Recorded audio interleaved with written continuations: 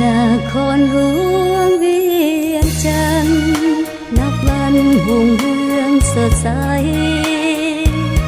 แดนสีวิไล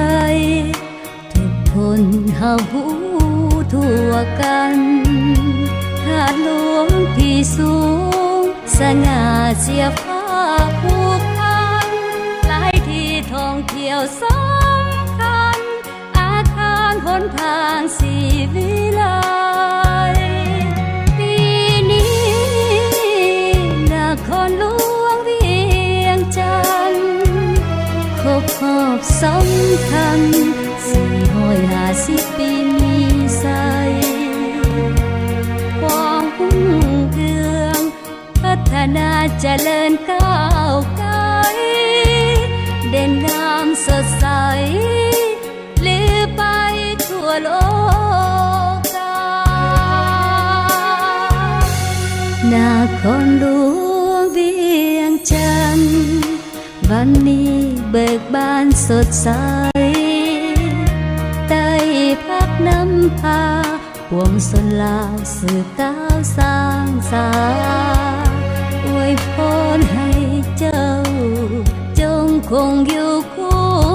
ฟ้าเป็นบิ่งขวัญประสานครหลวงเวียงจันทร์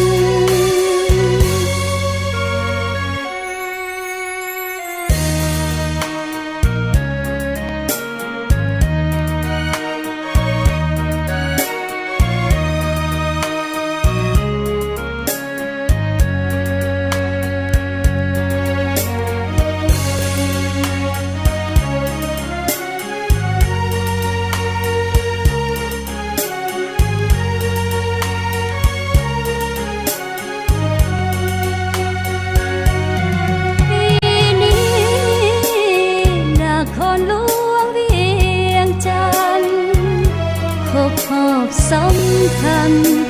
450 ปีมีใสความรุ่งเรืองพัฒนาเจริญก้าวไกลเด่นงามสดใสลือไป